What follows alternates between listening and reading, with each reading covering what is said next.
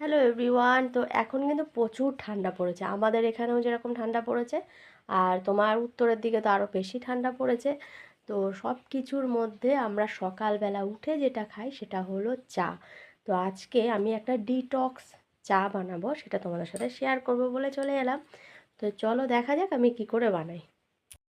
আচ্ছা, এখানে নিয়ে নিয়েছি জল, জলটা গরম হবে। আচ্ছা, আর নিয়ে নিয়েছি এখানে গ্রিন টি। আমি সকালে যে গ্রিন টিটা খাই সেই গ্রিন টি।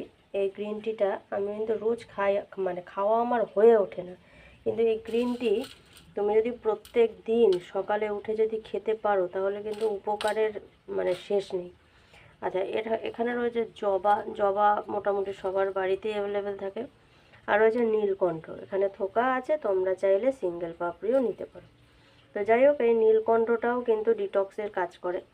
তো এই সব কিছু দিয়ে আমি কিন্তু একটু এখন চা করব। তো এর মধ্যে একটু ফ্লেভারের জন্য তোমরা কিন্তু আদা দিতে পারো, সেটা কিন্তু নামানোর ঠিক নামানোর সময় তোমরা কিন্তু এক কুচি আদা দিতে পারো, কিন্তু আমি এখন দেব না, আমি এগুলো দিয়েই বানাবো। ঠিক আছে, তো চলো। আচ্ছা, জলটা কিন্তু আরও ফুটবে। এখানে এরকম অবস্থায় আছে, জলটা টকবক করে ফুটবে, দিয়ে আমি ঢাকনা দিয়ে ঢেকে দেবো। আচ্ছা, জলটা তো ফুটে গেছে, এবারে আমি এর মধ্যে দিয়ে দেবো ফুলগুলো একে একে। তো দেখো এখানে দিয়ে দিলাম, এই যে দিয়ে দিলাম। ঠিক আছে, একটুখানি ভালো করে নাড়িয়ে দেবো। ঠিক আছে, এ দেখো কালার ছাড়তে শুরু করে দিয়েছে। এরপরে আমি দিয়ে দিচ্ছি গ্রিন টি। এবার গ্রিন টিটা দিয়ে আমি আর ফোটাবো না, আমি এবারে বন্ধ করে দেবো। দিয়ে কিছুক্ষণ আমি বন্ধ করে রেখে দেবো। গ্যাসটাকে অফ করে দিলাম। এবারে একটা ঢাকনা দেবো, ঢাকনাটা দিয়ে রেখে দিলাম।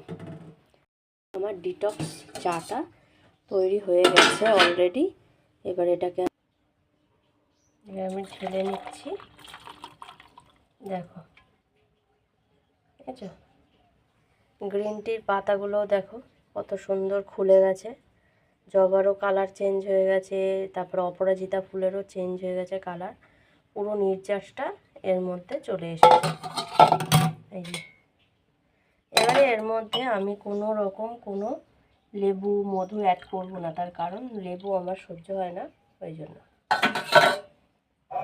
দেখো কালারটা, তো কালারটা তোমাদেরকে আমি বাইরে গিয়ে দেখাচ্ছি, তবে বুঝতে পারবে।